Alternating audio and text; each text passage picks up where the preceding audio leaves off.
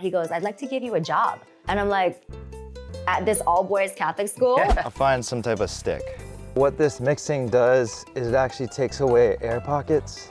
All they had to do was call out and kahea for the i'a to come. And I got really inspired and I want to learn how to do this. Here in Hawaii, a very special place. We're talking stories, taking it back down memory lane. So sit down, relax as we chit and chat. A little bit of this, a little bit of that. About the kids these days and where they may go. And the reasons why we're proud to call this island home. Here in Hawaii. Aloha, I'm Nolan Hong and welcome to Here in Hawaii. Hey, you know how sometimes you run into someone and their story just stops you in your tracks? Well, that's what happened to me a few months ago when I bumped into Chrissy, an old friend that I knew from the theater world years ago. The last I heard, she'd left Hawaii and was performing all over the world, but here she was, back home and married to a farmer. I had to know more and they did not disappoint. Here's Chrissy and her husband, Jon. My mom owned Step It Up Hawaii, which was the only dance supply store on the island at the time. And I must have been like 6 or something. And she would go to all of the dance recitals. You know, she'd get invited. So I remember going to a drill team Hawaii dance recital.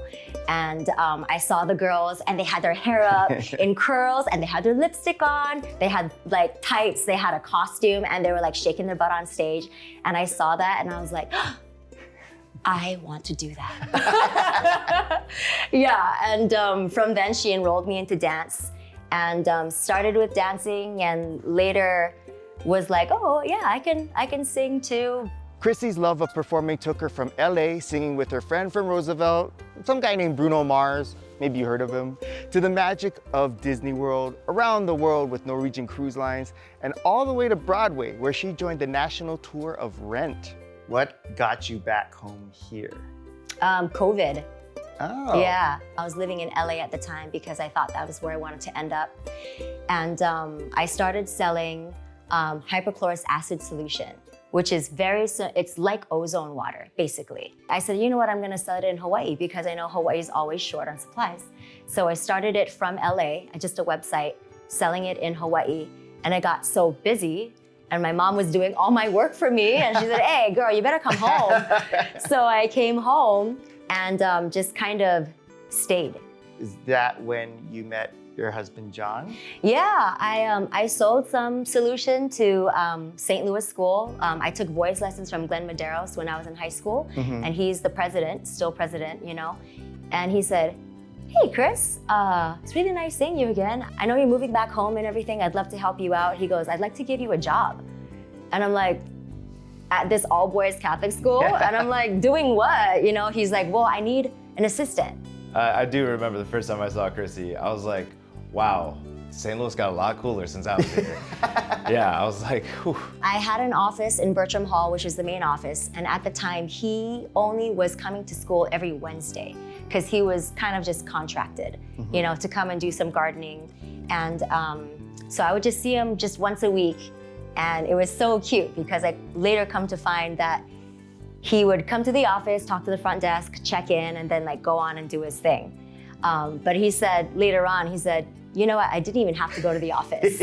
I'm like, what? You know, I tried to have something to do, you know, when I went in, so I wasn't just bothering her, you know? We had to have some interaction because Glenn needed me to set up meetings with him and so on and so forth.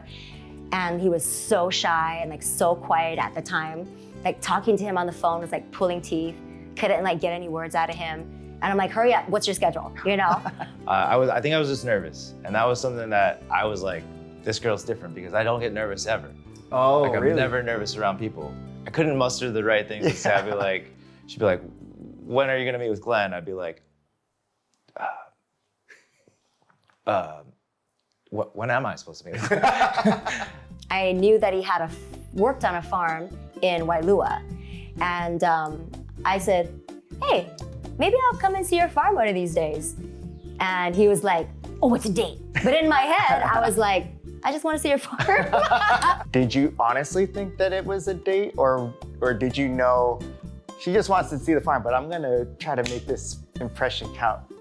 Exactly. Okay. I was like, okay, I've got this one chance, right? Did you work with anybody, a friend or colleague, to come up with the plan of the itinerary of that day, or did you just do it all yourself? 100%. My friend Rustin, me and him, I was like, okay, we're gonna clean up the farm. Everything's gonna look great. Don't pick this. This is gonna be good. Okay, what should I wear? I'll never forget it because my AC was broken in my car and it was raining and it was like, this is terrible. Yeah. So he like picked me up, he had coffee ready. He's like, I made you coffee. We went to his farm and we foraged all day. He's like, this is a fig. And I'm like eating like Adam and Eve style, just like eating fruits from trees. And I'm like, wow, this is the coolest guy ever. Yeah, and then after that, we just were kind of inseparable. We just kept hanging out and I loved him, yeah. If you are enjoying the show, please subscribe to our channel because we're trying to hit 1,000 subscribers and we're almost halfway there. So we appreciate you.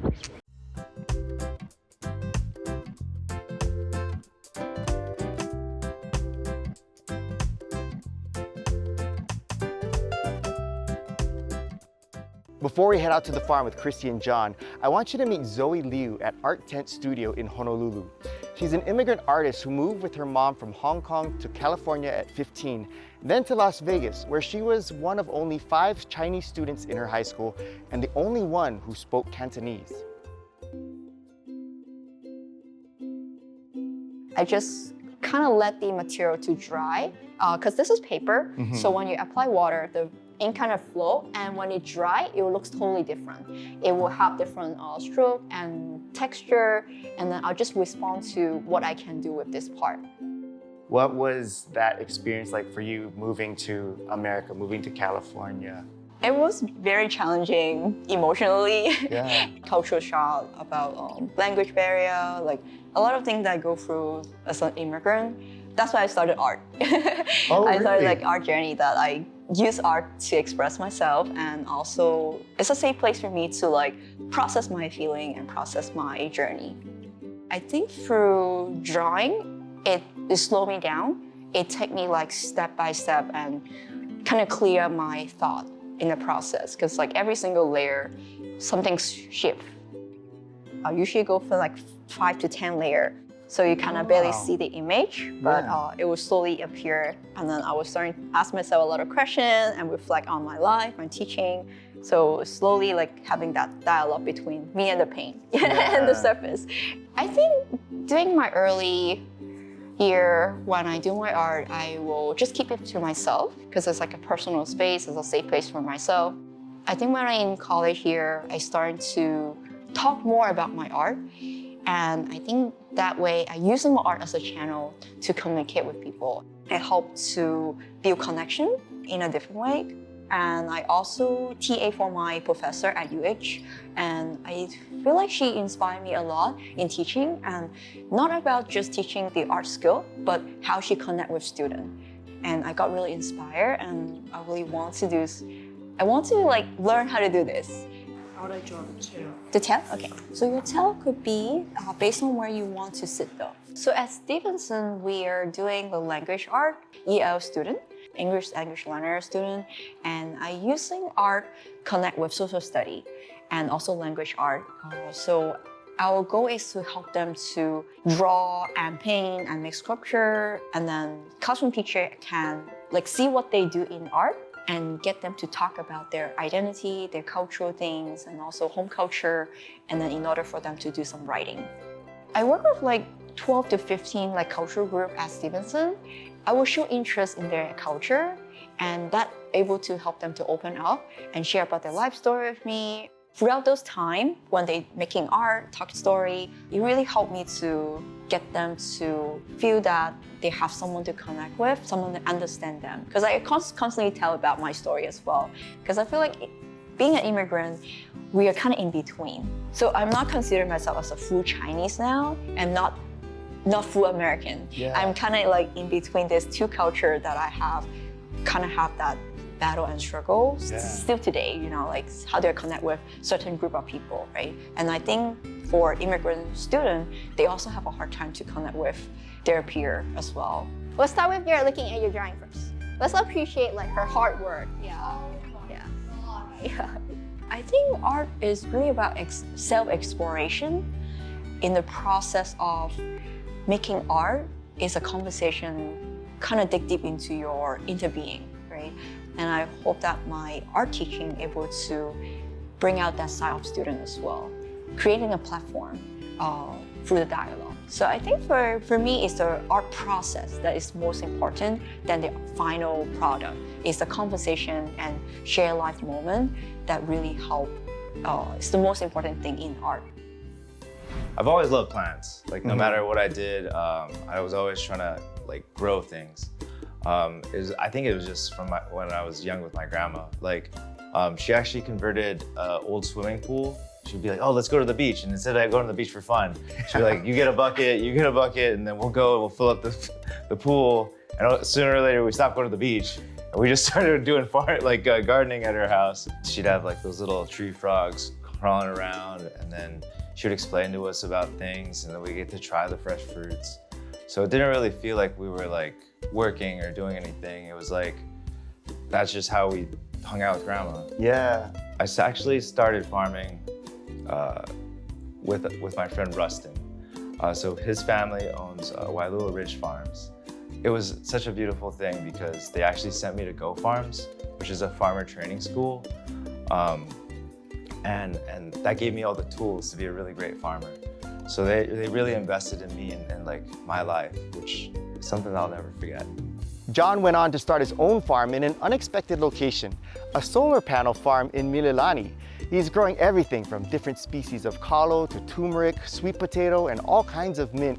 But his real passion is mamaki, a plant that is endemic to Hawaii. And when you turn it into a tea, it's packed with health benefits. You can tell the plants are like really healthy, like the leaves are super lush and green. Yeah. So this is actually the seeds. These berries aren't gonna be the tastiest because they're kind of dried. Yeah. But when they're white and they're like puffy, you can actually eat them. How is it that you got permission to do farming under these panels? It came about because the Hawaii Agricultural Research Center, they actually were looking for farmers to start farming because they want to use this land more. Like you can see all the other areas, it was just unused, right? So they still have to cut the grass, they still have to like manage underneath the panels so it won't block. Right. So it just makes sense to actually utilize it to grow food. You guys want to go plant those plants? Yeah. Cool. So the compost, it's like just, gonna give it like a long sustained nutrients, right? And then the chicken manure from Waialua Fresh, it just adds a lot of nitrogen. Since we pick the leaves a lot, what nitrogen does is it'll boost those leaves back up again. So like after we harvest, I actually have to go through and add more nitrogen to the soil, so it'll push more leaves. Yeah. You'd rather dig a hole that's wider in diameter than deep, because it'll allow like the root system to spread out and grow. So I'll take like a regular shovel, and then I'll just kind of loosen it up. Whenever you plant stuff, you want to make sure that the soil is moist. Easy way to tell if the soil is moist is if you can make a ball. Yeah. Right? You never want to plant into like dry soils. One, because the plant's actually going to be like, oh my God. Yeah. The next thing that you want to do is you just kind of massage the outsides, right? And then you'll just pop the plant out. Nice and easy, right? And we'll make sure that it fits. You don't want to plant it too deep or too high. You kind of want to make it so it was like how it was sitting in the pot. Right. Does that make sense? Yeah. I'll take some of this compost, and I'll fill a little bit in the bottom of the hole to give it nutrients to look for, right? And I can loosen up the sides now, and it'll allow, you see how the roots are really fine? Yeah. It's gonna let them start to search out for more water. And then I'm gonna backfill it with this nice moist soil. backfill it in. I'll find some type of stick, right? And then with the stick, I'm gonna just be pressing that soil in, and it's mixing it up at the same time. But what this mixing does is it actually takes away air pockets. So you see how much the soil's going down, right? It's just filling in any gaps that would have been there. And then I can take more soil from the outside and fill it back in. And then you want to press it down nice and firm. So that's what it means to be planted, you know? And you want to make sure that it's flat, because if it's mounded or if it's like a certain way, the water won't flow correctly. Gotcha. And then you want to just water it nice. You want to give it a nice watering after you plant it. So I water it, I let the water seep in, and then I'll come back in again and I'll really soak it. Yeah, the last thing I would do is I would put mulch.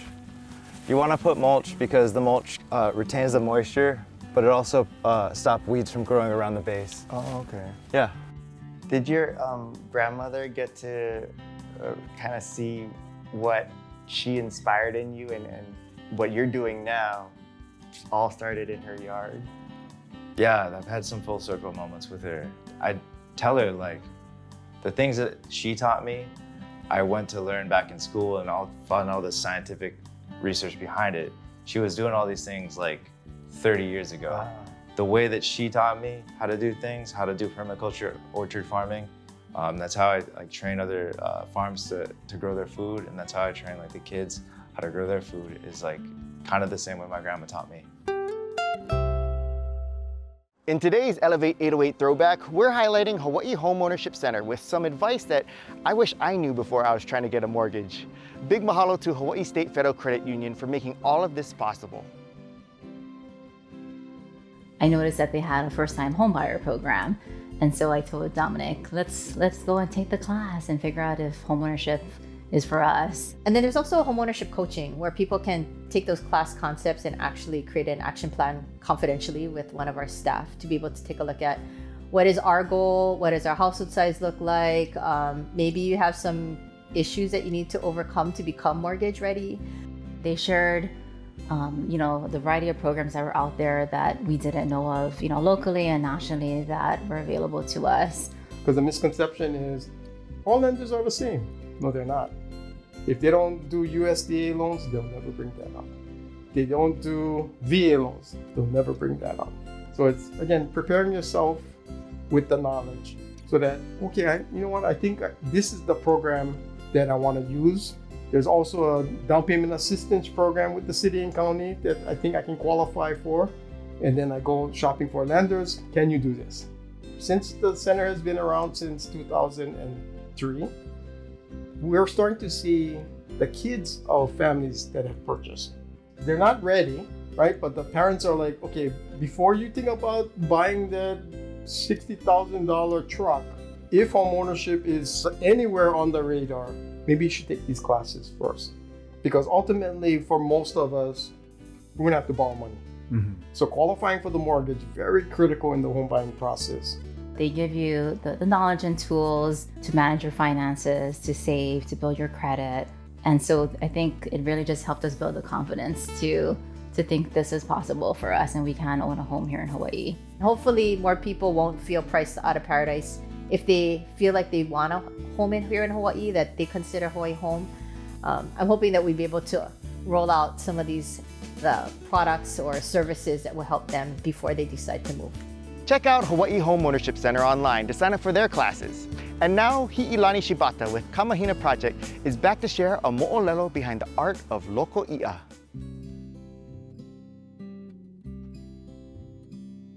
Aloha mai kākou. Mai ka mokopuni o ke ave a I na moku o mano kalanipo. Aloha mai o wau o Hiʻilani Shibata. And I am so excited to share this moʻolelo that takes place in Lehu'ula, Alea mai Hana. The Hana is on the island of Maui, and it is actually the birthplace of the loko i'a, the art form of taking care of our i'a, our sea creatures. The story takes place after the killing of a puhi, an io that comes from Molokaʻi.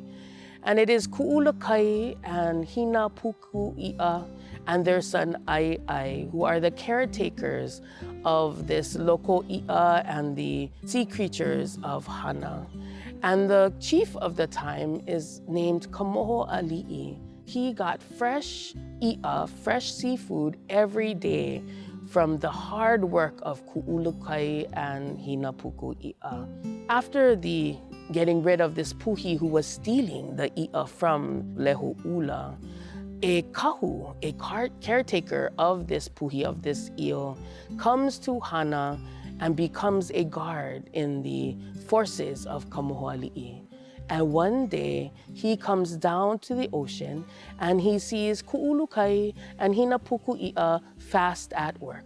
E o e, o na i'a o ke kai e, I ka moana I ke kai, e o e. You see, Ku'ulukai and Hina Pukuʻia, they didn't have to go and fish or gather the fish. All they had to do was call out and kahea for the i'a to come. And that day, a big ulua fish presented itself.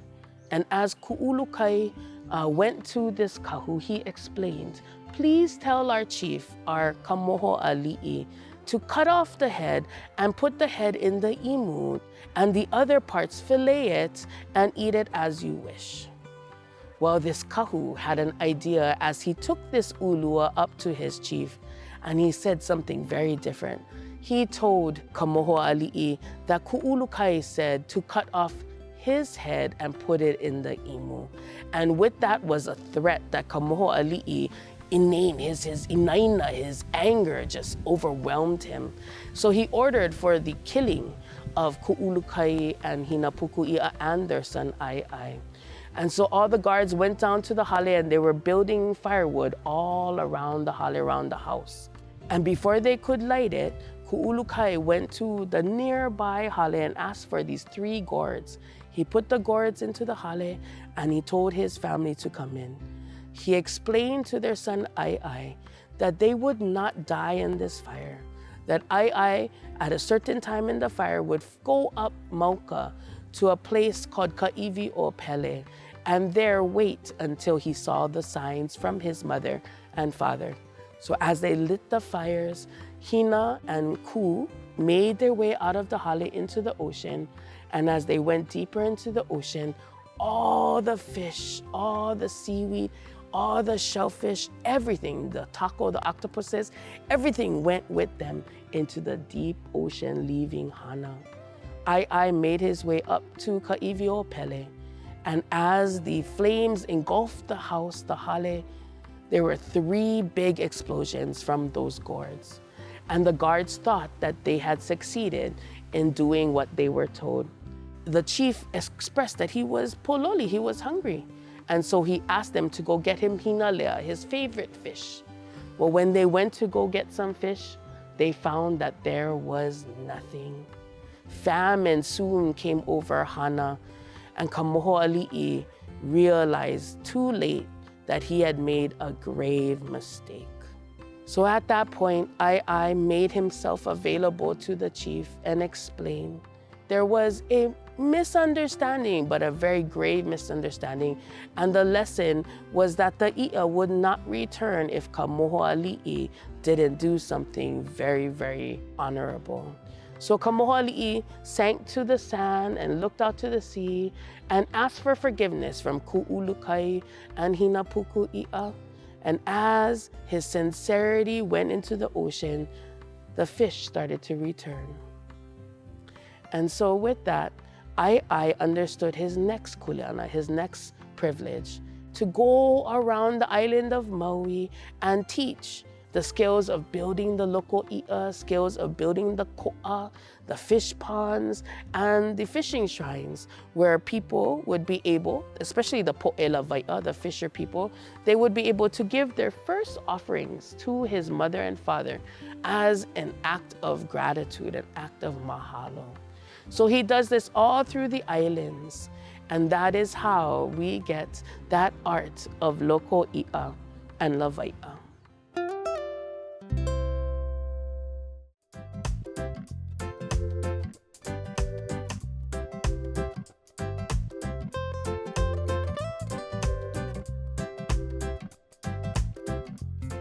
There's so much more that we didn't have time for. Way more with Chrissy and Jon, Zoe sharing how an introvert can command a room full of teenagers, and Hiʻilani and I, we dove deep into all the lessons in that moʻolelo.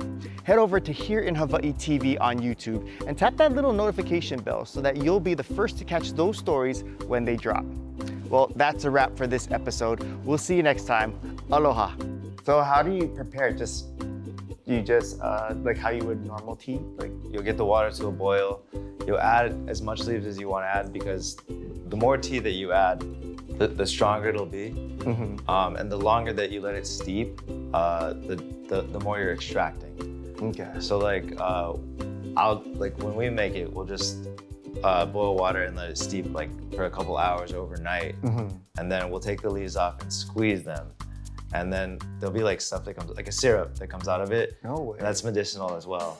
All right, let's cheers to more, to growing healthier communities here.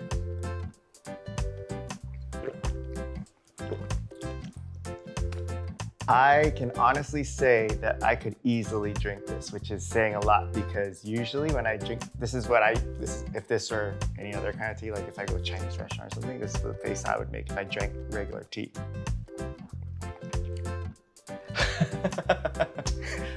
But you saw, I just drank it. I actually enjoy it. It is refreshing. Yeah, some of the chefs that we work with, they'll say that it's floral tasting. I can see that. Yeah. Yeah. Well, people will not believe me because they're like, well, you're just trying to be nice and you're doing it for tea. But I can just 100% honest to God say that I actually really, truly enjoy this. Like, this is really good.